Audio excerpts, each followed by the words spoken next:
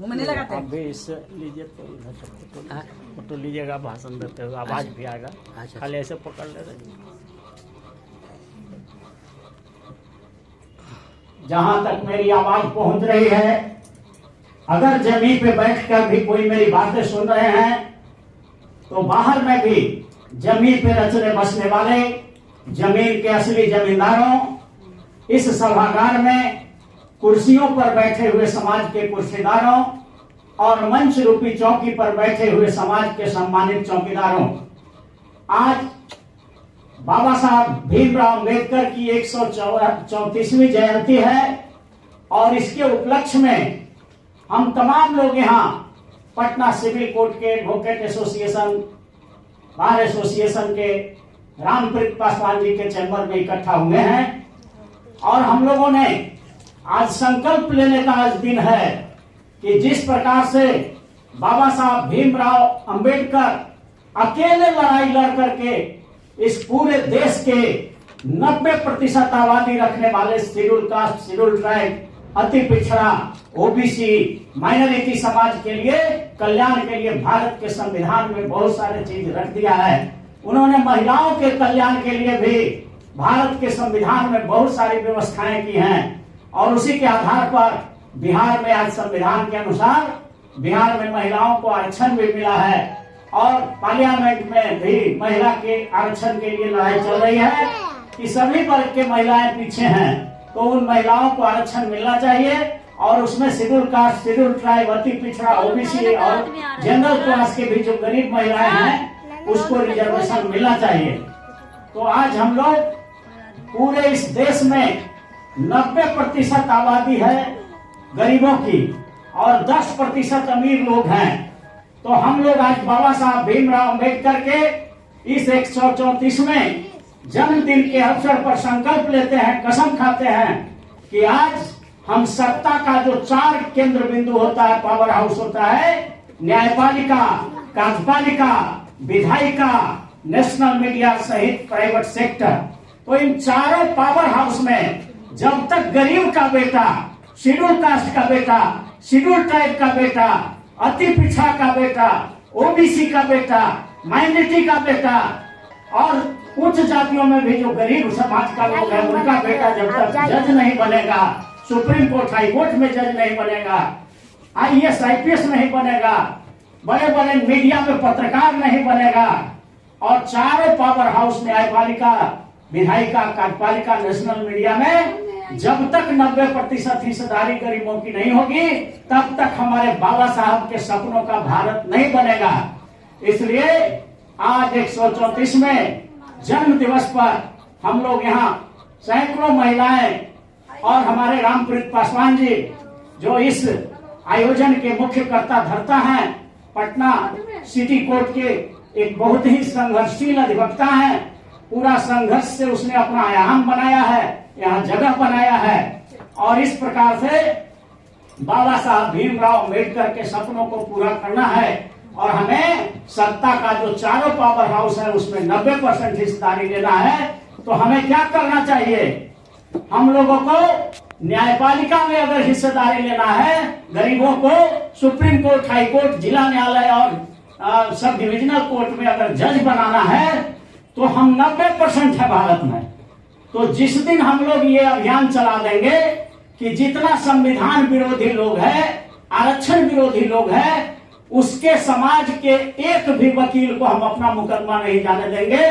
आरक्षण विरोधी वकीलों का हम लोग, संविधान विरोधी वकीलों का सार्वजनिक बहिष्कार कर देंगे पूरे भारत में, तो अपने आप न्यायपालिका में हमारा कब्जा हो जाएगा क्योंकि हम 99% मुद्दई या मुद्दालय हमारे ही समाज के हैं। 90% तो आबादी है, माने 100 में 90 तो गरीबे लोग हैं। अब केस मुकदमा में तो गरीबे लोग को फंसाया जाता है। तो जिस दिन गरीब लोग पूरा भारत का कसम खा लेगा कि हम आज के बाद से अपने केस में अमीर समाज के एक भी वकील को वकील ही नहीं रखेंगे, तो धड़ाक से उनका जो है बहिष्कार हो जाएगा। एक नारा हो जाएगा कि मुकदमा हमारा और वकालत तुम्हारा, नहीं चलेगा, नहीं चलेगा। मुकदमा गरीबों का और वकालत अमीरों का, नहीं चलेगा, नहीं चलेगा। हम आह्वान करते हैं पूरे देश के लोगों से, पूरे अनुसूचित जाति, जनजाति, अति पिछड़ा, ओबीसी, अल्पसंख्यक और उच्च जाति के जो गरीब समाज के वकील हैं, उन सबों से आह्वान करते हैं, इन जनता से भी, इन समाज के जनता से भी अपील करते हैं कि आप अपने समाज का एक भी मुकदमा में आरक्षण विरोधी, संविधान विरोधी और जो आपका हकमारी करता है, आरक्षण विरोधी, संविधान विरोधी वकीलों का सार्वजनिक बहिष्कार करें और पूरा नारा बुलंद करें कि मुकदमा हमारा, वकालत तुम्हारा, नहीं चलेगा, नहीं चलेगा। तो आपकी न्यायपालिका आपके कब्जा में खुद आ जाएगा। वो लोग सब वकालत छोड़ के भाग जाएंगे, क्योंकि उनके पास तो मुकदमा ही नहीं, अमीरों के पास। वो तो अपना घर में बैठ के पंचायती करके फैसला कर लेते हैं। हमारे गरीब लोग मुकदमा में मारे जाते हैं। आप सब लोग जानते हैं 5 करोड़ केस है भारत में पेंडिंग। 5 करोड़। अगर एक केस में 100 रुपया भी अगर गरीब समाज का, बहुजन समाज का पैसा न्यायालय के माध्यम से, वकील के माध्यम से अगर आरक्षण विरोधी, संविधान विरोधी वकीलों के यहाँ जाता है तो 500 करोड़ रुपया प्रतिदिन गरीब समाज का चला जाता है अमीरों के यहाँ। तो इसीलिए हमारी गरीबी बढ़ रही है। तो हमको पहला काम करना है कि उन 500 करोड़ मुकदमों में एक में भी आरक्षण विरोधी, संविधान विरोधी वकीलों को वकील नहीं रखना है। ऐसा आह्वान कर दीजिए पूरे भारत में। अपने आप अमीरों का वकील ही नहीं बनेगा तो उसका जज भी बनना बंद हो जाएगा। हम शेड्यूल कास्ट, शेड्यूल ट्राइब, अति पिछड़ा, ओबीसी, माइनॉरिटी और ईडब्ल्यूएस समाज के जनता से अपील करना चाहते हैं कि आप जानते हैं अजगर सांप को अगर दूध पिलाइएगा तो उसका विष और बढ़ जाता है। तो ये जो हम लोग केस ला करके देते हैं आरक्षण विरोधियों को और संविधान विरोधियों को, तो ये समझिए कि अजगर को, यमन को, सांप को दूध पिला रहे हैं। आप ही के केस से वकील बनता है। अगर वकील बन के, बड़ा बन के जज बन जाता है और जज बनता है तो आपके अधिकार को छीन लेता है। तो इसलिए हम लोग सांप को दूध पिलाना बंद करिए। संविधान विरोधी और आरक्षण विरोधी वकीलों का सार्वजनिक बहिष्कार करिए। दूसरा काम करना है कि हम लोग जो नेशनल मीडिया है, जैसे दिल्ली दूरदर्शन है या उसी तरह से दिल्ली रेडियो स्टेशन है, उसी तरह से हमारा बहुत सारा कारपोरेट का मीडिया है, अडानी का, अंबानी का, मेहुल चोकसी का, नीरव मोदी का, सहारा श्री का, ये जितने भी मीडिया बना के रखा है उन सबों का सार्वजनिक बहिष्कार करें। एक भी पेपर, न्यूज पेपर, आरक्षण विरोधियों का न्यूज पेपर आप नहीं खरीदिए, उनका सार्वजनिक बहिष्कार करिए। एक भी चैनल, आप जो आरक्षण विरोधियों का चैनल है उसको देखना बंद करें। हमारे 90% लोग, 125 करोड़ हम ही लोग हैं। जिस दिन हम लोग इसका बहिष्कार कर देंगे तो उसका मीडिया भी कोई नहीं देखेगा, तो उसको एडवर्टीजमेंट नहीं मिलेगा, तो उसका मीडिया भी बंद हो जाएगा। इसलिए अमीरों से मीडिया भी हमारी जनता छीन सकती है, उनका सार्वजनिक बहिष्कार करके।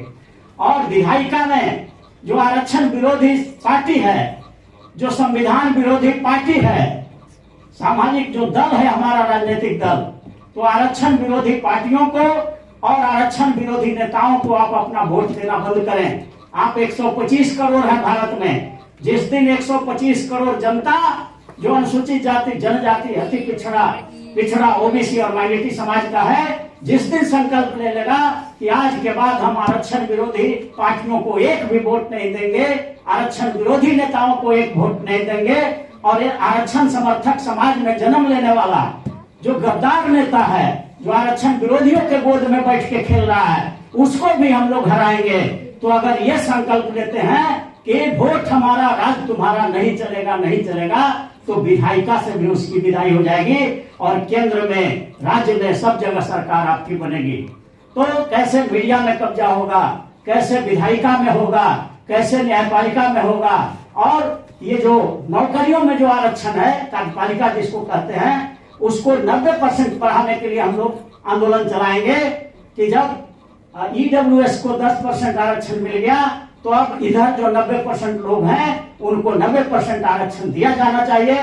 तो इस प्रकार से हम लोग देश के चारों सत्ता के चारों पावर हाउस में, न्यायपालिका में, कार्यपालिका में, विधायिका में, नेशनल मीडिया में, प्राइवेट सेक्टर में जब 90% करीब का बेटा चला जाएगा तो अपने आप आपको सामाजिक न्याय मिलने लगेगा, आर्थिक न्याय मिलने लगेगा, राजनीतिक न्याय मिलने लगेगा, फौजदारी न्याय मिलने लगेगा, धन, धरती, राजपाट सब में न्याय मिलेगा।